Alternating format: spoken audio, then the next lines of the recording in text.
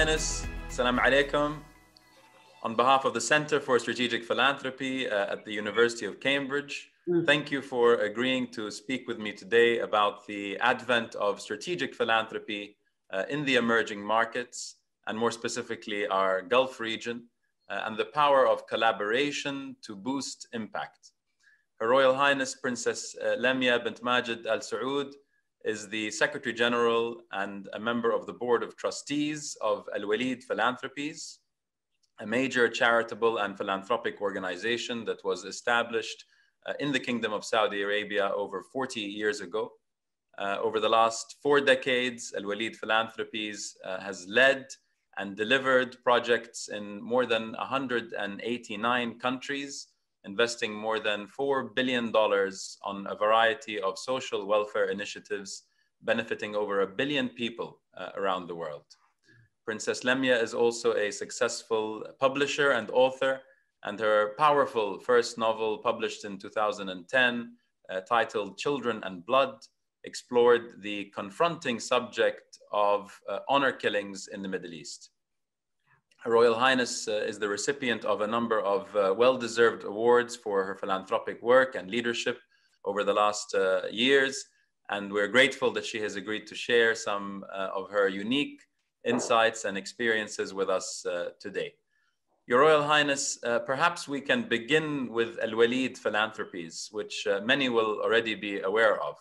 How would you describe this unique organization's philanthropic mission and philosophy, and how it has evolved over the past 4 decades to cater for changing needs and priorities of society here in the Middle East and beyond?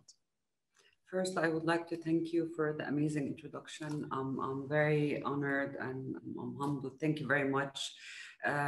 You give me more than I deserved. And I'm very happy to be here with you today. I think gathering for a better future and search for the right opportunity to do so. As we were discussing from a couple of minutes ago, there is a lot of kind-hearted people around the world. And there's a lot of people who's donating their time, their money, their effort to do good and to make the world a better place to live in. But it's some of those people who have this strategic vision, how to deliver their fund, their perspective, how to give a hand, how to help, how to support. And thanks God, we're very blessed to have our chairman, one of them. So Prince Walid, he started this foundation the day he started Kingdom Holding. It was in the same day he got the first project. He decided that amount of this project, beside the zakah, amount of this project gonna go for people in need. Alhamdulillah, that we have been doing along the year. That person who I learned a lot personally from him, which I learned literally per second from him, he get a view on how to give back to the community, do good, promote for tolerance, for understanding, for accepting the others. And one of the main thing that I always ask His Royal Highness, why you didn't specialize in something? And he said, why should I specialize in something? If God give me this access for a lot of people and I can know a lot of need, then that will be it. So let us help as much as we need. But yet, as a Secretary General and as a person who's very honored to be on my chair, I'm very happy with my team, all what you mentioned, Badr, with 1 billion beneficiaries, with $4 billion, with 189 countries around the world. It's only 10 Saudi ladies who's doing all of this show that you're seeing and all of this success. And honestly, all the awards that you mentioned and all the recognition that I'm getting personally, it's because of those ladies. And I'm very grateful to be one of those teams, one of this team. That's very inspiring. Thank you. I understand the Alwaleed Philanthropies has invested over $30 million to help communities in the Middle East and North Africa respond to COVID-19. Yes. Can you describe how you designed and implemented your response to the pandemic that took us all by surprise? And how do you think that this experience might affect how people think about the role of strategic philanthropy in responding to these kinds of crises in the future? Well, actually, as you said, we always strategize our moves. So we didn't respond, or we didn't announce our commitment in the right beginning. We waited for a couple of months just to see what's going on, where is the need. And this is the beauty of our type of work. We don't work with our own hands. We strategize, we see where is the gap, and we try our best to close it, narrow it, or work with others to just do the best for people in need. And that's what happened with the COVID. We actually did almost 6 initiatives in the Middle East and Africa, which I believe that in the beginning, everybody was really worried about the Gulf area, about states, about Europe, what happened in Italy, what happened in Japan, and what happened in China. No one were really in this moment really looking into the Middle East and the refugees, Africa, what's going to happen, how they're going to face that. And thanks God, we were very successful to collaborate with some of our old partners, such as the Gavi, the Bill Gates, the Splash, the ISESCO, the UNICEF. We some of the fund we redirected toward the COVID pandemic response, and we put another almost 21 million as a new complete project that we did with to improve testing or to for a public health initiative. It's not only about during the pandemic. We also looked the post-pandemic, what those people in Africa, because if we're going to take, me and you, we're going to take this vaccination in a couple of months, those people will not take it in years. So we needed to get their community ready with masks, sanitations, and equipment that it's for us, it's very easy to get, and it's nothing matter with us getting 2 or 3 boxes of masks and gloves. But for them, it's a huge thing. So we actually, alhamdulillah, we built small factories in countries in Africa for the mothers and the youth to work in it and produce sanitation and masks for the community. And this will increase their income, inshallah. Inshallah. We worked, of course, with WHO, the CDC. We worked in accelerators, in how to improve the testing. We worked on a lot scientific project, but because we always look to the people and the human beings, so we had to satisfy the need. And of course, we worked with the UN Habitat for Shelters. You know, this pandemic, it's very important to have to isolate yourself. And this is for refugees, it's not an option, unfortunately. And the way that you've described that, Your Royal Highness, you really encapsulated so many aspects of strategic philanthropy, not just, as you say, focusing on the immediate, but also on the future and building resilience going forward, and also the power of collaboration, because we can all go further together. And that's something which is really underpinned by the spirit of strategic philanthropy. Taking a step back to look at the sector evolution in the region, how do you think that the nature and practice of philanthropy in the Middle East and North Africa has changed during the time that you've been involved in the sector yourself? And how do you think that the youth of today will change the way that philanthropy is practiced in the future?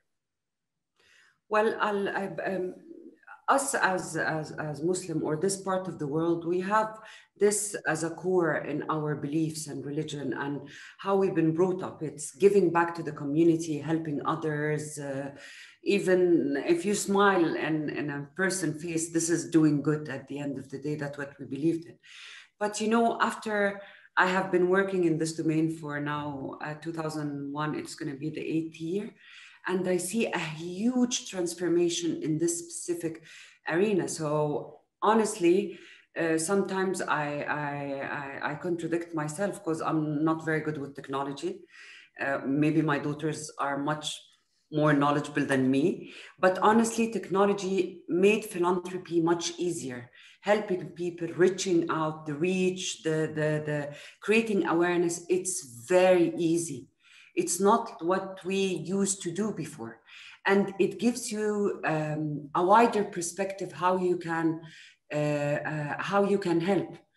We're not using the old methods, but we're now, if you want to know a conversation, you just can go online and just check on Facebook. There's communities on Facebook that you can enter and understand, from refugees, displaced people, special need peoples. You can understand what they want in certain areas of the world. So what's changing, I know the misery is getting bigger, but subhanAllah, God give us the tools to serve better. So I'm from the positive side of the story always. And I like always to see the solution more than the problem. The problem will be there always, but you looking to it from a different perspective and trying to have a unique solution for it that can be sustainable, which is very important. Maybe that's what we used to face before, that we don't have a sustainable philanthropy. You always donate to do a masjid, you always donate for elderlies, for sick people, for orphanage, but you never, we never thought of a sustainable project that can benefit those people moving forward, and how you can have a positive impact on life, on people's life. And what I see now along the year, that people start, even the CSR of companies, they start telling you, you know what, no, I don't want to be a sponsor in an event.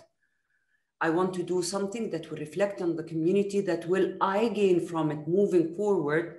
Those youth will have a loyalty for my brand, which is very, very, very smart, technical marketing technicality.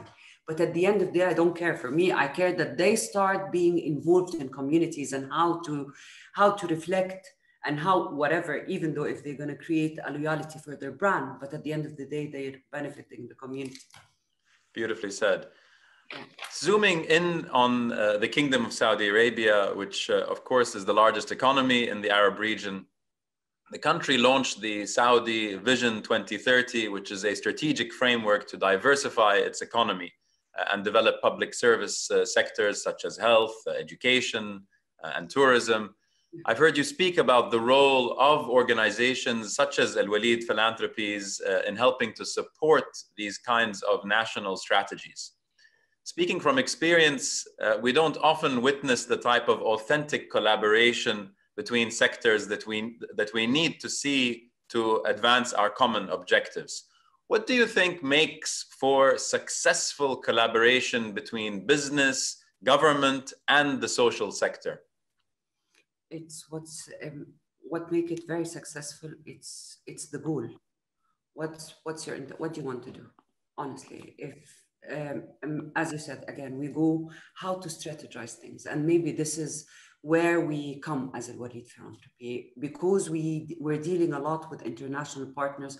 So we have this kind of mentality in how to leverage out of 3 or 4 partners on the same project and give everyone what they want. So I'll give you an example. When for the special needs are His Royal Highness, he's a big investor in Kareem, and now it's Uber. We did an initiative, well, it was in support of women, after His Majesty declared that women can drive. 48 hours after, we did a collaboration with Kareem. We donated cars for ladies. We give them the license, and now there is almost 70 of them on the street, Captain Kareem.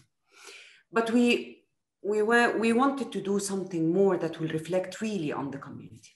So we had a very nice collaboration and very successful collaboration with an entity called Harakia. It's for the physical disabled people. And we went to them and we said, we want them to be Captains Kareem. And they said, what are you talking about? And we said, yes, there's a machine that they can drive with their hands. They don't need their legs. And actually, we have almost 100 of them, Captains Kareem. You don't understand how their life flipped. وزارة العمل, it's included in that. وزارة العدل is included in that. So everyone, وزارة الشؤون أو العمل والتنمية الموارد, what they want to benefit those people with the unique ideas. They're providing everything from medicine or wheelchairs or support. But I think it's our role as an NGO and NPOs to do the extra mile and to give them an economical support and a kind of knowledge support. So that's what we did. So we give the government what they want. Kareem, it's a good marketing for them, and Uber. So it was a very good opportunity for them. For us, it's helping people. So it's all about what do you want? You have to understand the players, what the players want. And you have to be very smart on satisfying and pleasing each and every one of them.